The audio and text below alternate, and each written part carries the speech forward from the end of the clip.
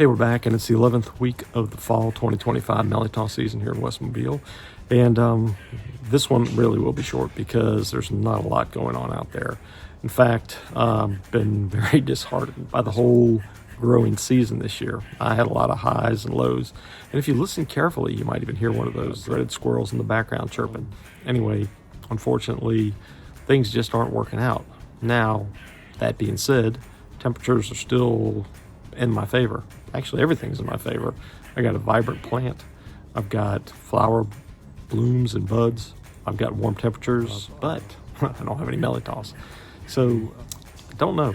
I'm still beside myself trying to figure out what to do differently. Anyway, we'll go look out at the vine. You'll see what I'm talking about. We'll kind of assess things at the end. Hey, I'm back with the 11th week of the fall 2025 Mirliton report here in West Mobile, and I still ain't got melatones, so I'll leave it at that. Now I'll go a little bit more in depth, but you can see I've got a little bit of kind of leaf damage. I think some of that may be due to actually after having the plastic on. There wasn't a lot of good circulation. I'm not too worried about it at this point, honestly. I'll monitor it. I really kind of noticed it yesterday, but the month of November has been a little crazy from having events to attend, work and otherwise. So, but my one hope down there, my one melatonin that was pollinated, it fell off. So it sucks when your melatonin fall off. But nonetheless, vine's still looking good from a vine standpoint, but still battling squirrels. I'm trying to take a few better measures, try to move my sprinkler around, and putting those sour the trifoliate oranges up there, hoping that they'll bite into them and pucker up and find something else to mess with. And I've also put some rodent spray, which is like peppermint oil and what else? Cayenne.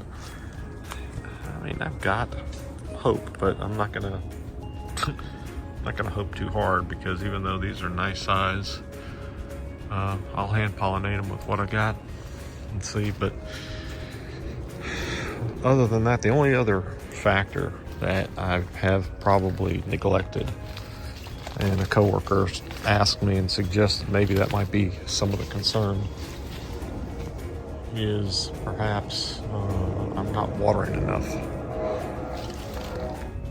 Anyway, it gets to be a bit of a fine line between overwatering and not watering enough, especially in the drier months. And November has been pretty dry. Like I said, we had a couple of good rains, but to his point, could that be part of my issue? Instead of watering it once a week, maybe I need to water it twice.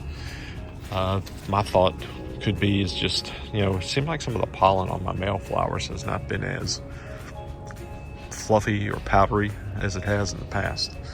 So that makes me wonder, is there enough moisture contributing to that? I may have to do a little research on pollen in general just to see. But that's possibly one factor. I think for the next week, this is going into Thanksgiving week, we don't expect but one day of rain, and we don't expect any temperatures to get too bad. It's still comfortable. I'm in shorts filming this. And so it's probably upper 60s, low 70s. Still all the right elements for growing. Like I said, the one thing I'm changing this week is going to try to water twice in a week versus once. I think I let it go about an hour yesterday, and make sure my batteries are back up to speed on my squirrel device, and you can see the tree's pretty wet, so it's been going off. So hoping it keeps those squirrels at bay. I may do a quick once over, not film anything, and just see if I come up with anything interesting or unique. But other than that, that's it, folks.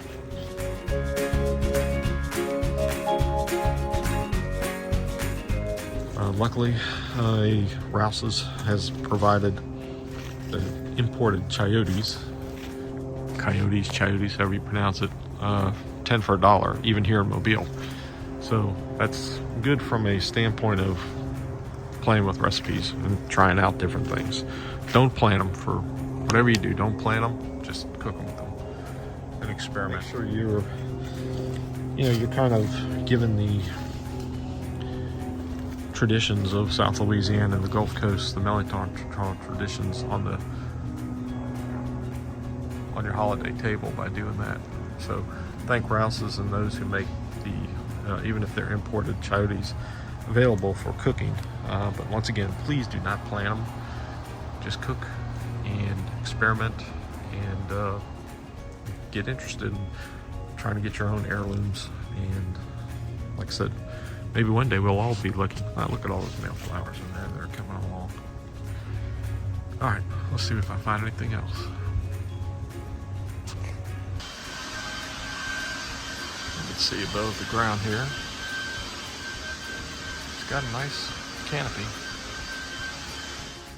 So there you see a little bit of leaf damage, as we can see from the plastic visqueen being on for a couple days and maybe some of the temperature changes. But all in all, like we saw from the previous week, the vine is still doing good. Now, the one thing, like I said, I'm doing a little different this week. After I hit it with some of that bloom boost and vegetable feed, plant looks good. I don't think I have as many flowers in one respect, but on the other hand, I have noticed that the few Mirliton blooms that I've got actually are bigger than they have previously. The other thing I did is I gave it a good watering earlier this week. So what I think I'm going to try to do is really just go ahead and do a little more watering because it's been so dry. Coworker Clint made a comment about maybe it needs a little more water. And to his point, I have found that it seemed like the pollen's been a little drier on there and just hasn't been as yellow as usual. So I don't know if that's some sort of deficiency. Maybe I'll Google that and see if there's some hints or if Dr. Hill's got some advice on that. But anyway, I'm going to try watering it a little bit more. I'm not going to do anything else as far as the light's going to continue to stay off. The squirrel's going to be chased away with the motion detector.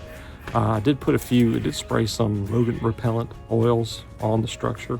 See if that's going to help. Kind of a combination of, I think, some type of laurel oils as well as cayenne, I don't know about garlic, but it's got cayenne and maybe some other type of peppermint oils that kind of aren't real attractive to the squirrels. So I'll let you know how that goes. But also put those trifoliate oranges out there as well to kind of give them something that if they want to try it, chew it, maybe it'll cause them to pucker up.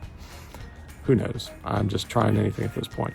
But anyway, watering, keep squirrels away, praying, doing all the above just to see if I can get some more. I've produced Mirlitons in Goodyear all the way through the beginning of January. So I've got 6 weeks. By that, it's going to get a little cold this upcoming week of Thanksgiving, maybe down to the 40s, but not as bad as it was 2 weeks ago. So anyway, I feel good about that and keeping our fingers crossed. So anyway, if you got any questions, please comment in the section below or send them to me at rpcajun2r@gmail.com. Also, make sure you're checking out the work we've got going on at mirliton.org, mirliton.org, as well as a Facebook page that is the companion to the website. Once again, make sure you answer all those qualifying questions so that we know that you're not robots and such. Also, we prefer, we're going to have a rule against no nicknames. We don't want this to become a website where people are just going on and posting, ooh, ah, that looks good, all these kind of things. What we're really trying to do, once again, is spread knowledge and information and create networks where you can get these heirloom Mirlitons. Now, at the same time, some people are going to balk at the price that some people are asking for a sprouted Mirlitons. But you got to, if you've raised these and you've kept them and you propagate them and you're trying to keep them viable for somebody, there's a lot that goes into that.